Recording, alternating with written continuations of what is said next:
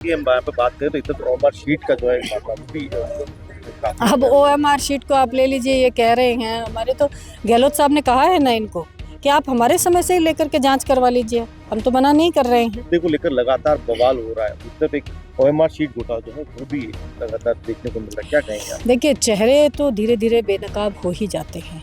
आप देखिए, लगातार उसका विरोध हो रहा है। जो कमेटी ये बना रहे हैं उसको कमज़ोर कर रहे हैं, उसके अंदर सवर्णों को नहीं ले रहे हैं। तो जो उनकी बातें हैं वो बिल्कुल जायज़ हैं। इससे उनके जो अधिकार हैं, जो उनके संवैधानिक अधिकार है, स्वतंत्रता और आज़ादी का, समानता का जो अधिकार है, उसके ऊपर हनन हो रहा है। तो निश्चित रूप से ये बहुत गलत है। मैडम, उदयपुर आप आए हैं, शहर जिला की जो महिला की जो नई कार्यकारिणी को शपथ दिलाई, क्या कहेंगे आप? देखिए, बहुत ही युवा, कर्मठ और लंबे समय से लोगों के बीच में रहने वाली, जो पहले NGO चला करके और अलग-अलग सामाजिक सरोकारों के चलते लोगों के और खासकर महिलाओं के आवाज़ को उठाती रही है, ऐसी तारिका भानु प्रताप जी, जिनको अब उदयपुर शहर महिला कांग्रेस की जिम्मेदारी हमने दी है। तो निश्चित रूप से जो आज का कार्यक्रम हमने देखा, उसमें जो महिलाओं में उत्साह और महिलाओं की संख्या देखी, वो अपने आप में एक बहुत बड़ी खुद से एक बात बताती है कि उदयपुर शहर में महिलाओं के अधिकारों की रक्षा अब तारिका के नेतृत्व में अच्छे से होगी। ये उनके अधिकारों के लिए, उनकी आवाज़ के लिए जहाँ कहीं उनको आवश्यकता होगी, वहाँ पर ये और इनकी पूरी टीम खड़ी रहेगी। आज का कार्यक्रम बहुत अच्छा था। यंग है, एनर्जेटिक हैं, पढ़ी लिखी हैं और लोगों में बात करने का, और लोग एक सबसे बड़ी जो मैंने इनमें देखा है गुण, वो है पेशेंस का। पॉलिटिक्स के अंदर पेशेंस बहुत ज़रूरी है, तो सबको बहुत गंभीरता से सुनती हैं और उनके बातों पर फिर मुझे पूरा विश्वास है कि ये महिलाओं के कंधे से कंधा मिला करके यहाँ पर महिला कांग्रेस को तो मजबूत करेंगे ही उदयपुर शहर में, उसके साथ महिलाओं की आवाज़ को भी बुलंद करेंगे। SIR की फाइनल लिस्ट आने वाली है फरवरी में, क्या कहेंगे आप? क्योंकि लगातार आरोप लग रहे हैं कि कांग्रेस समर्थित जो वोटर्स है उनके ज्यादा नाम कटे जा रहे हैं। ये तो जग जाहिर है।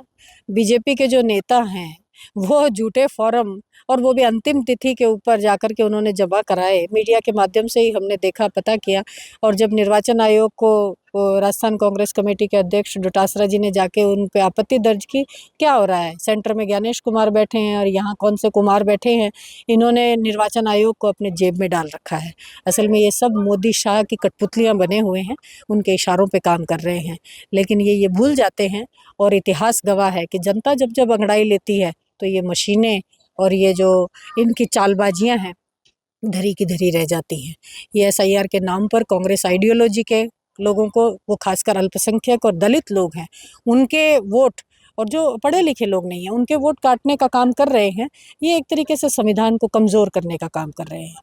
हम लोगों ने, कांग्रेस पार्टी ने डोटासरा जी के नेतृत्व में पूरे हर बूथ के ऊपर हमने एजेंट्स को इस बारे में बहुत जिम्मेदारी दे रखी है। वो लोग अपने स्तर पर पूरी कोशिश कर रहे हैं कि ये अपनी चालबाजियों में सफल ना हो पाए, और आगे भी जो लड़ाई लड़ी जाएंगे हम लड़ेंगे। इनको हम एक भी जायज़ वोट को काटने नहीं देंगे। UGC के मुद्दे को लेकर लगातार बवाल हो रहा है। उस तरफ एक ओएमआर शीट घोटाला जो है वो भी लगातार देखने को मिल रहा है, क्या कहेंगे आप? देखिए, चेहरे तो धीरे धीरे बेनकाब हो ही जाते हैं। आप देखिए, पहले हिंदू मुसलमान करना, फिर उसके बाद में जात के अंदर लोगों को दलित और सवर्ण और ये करना, और उसी की एक बहुत बड़ा एग्जाम्पल इन्होंने UGC में दिखा दिया है कि किस तरीके से इन्होंने सवर्णों को अलग करने की, डिस्क्रिमिनेट करने की कोशिश की है। तो इस तरीके की जो हरकतें ये कर रहे हैं, निश्चित रूप से वो लोकतंत्र को और इस देश को, इस देश के मानवीय मूल्यों को कमज़ोर करने वाली है। आप देखिए, लगातार उसका विरोध हो रहा है। जो कमेटी ये बना रहे हैं उसको कमज़ोर कर रहे हैं, उसके अंदर सवर्णों को नहीं ले रहे हैं। तो जो उनकी बातें हैं वो बिल्कुल जायज़ हैं। इससे उनके जो अधिकार हैं, जो उनके संवैधानिक अधिकार है, स्वतंत्रता और आज़ादी का, समानता का जो अधिकार है, उसके ऊपर हनन हो रहा है। तो निश्चित रूप से ये बहुत गलत है, और पूरे देश में और ख़ासकर ये असल में जो ये इनकी सोची समझी चाल है, ये इस देश के शिक्षा के ढांचे को कमज़ोर करना चाहते हैं, क्योंकि इनको पता है कि शिक्षक ही देश का निर्माता होता है, और कहीं ना कहीं एजुकेशन इंस्टीट्यूट के अंदर ही भविष्य के नागरिक बनते हैं। तो इनका शिक्षा के ऊपर बहुत पहले से ही कुठाराघात और उसके ऊपर प्रहार करने की कोशिश करते आए हैं। और अभी एक नया शगुफा इन्होंने छोड़ा है कि हम एजुकेशन इंस्टीट्यूट से ही डिस्क्रिमिनेशन की एक परिभाषा अलग से लिखें और लोग हैं जो आपस में बंटना शुरू कर दें आपस में, और देश के अंदर ही एक तरीके के आपस में सिविल वॉर जैसी स्थिति ये पैदा करने में तुले हुए हैं। एजुकेशन की हम यहाँ पे बात करें तो इस तरफ ओएमआर शीट का जो है मामला वो भी काफी अब OMR शीट को आप ले लीजिए, ये कह रहे हैं हमारे तो गहलोत साहब ने कहा है ना इनको कि आप हमारे समय से ही लेकर के जांच करवा लीजिए, हम तो मना नहीं कर रहे हैं।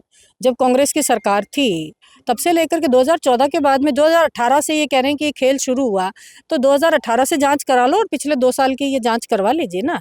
ये बार बार आकर के मीडिया में इस तरीके के शगुफे छोड़ते हैं।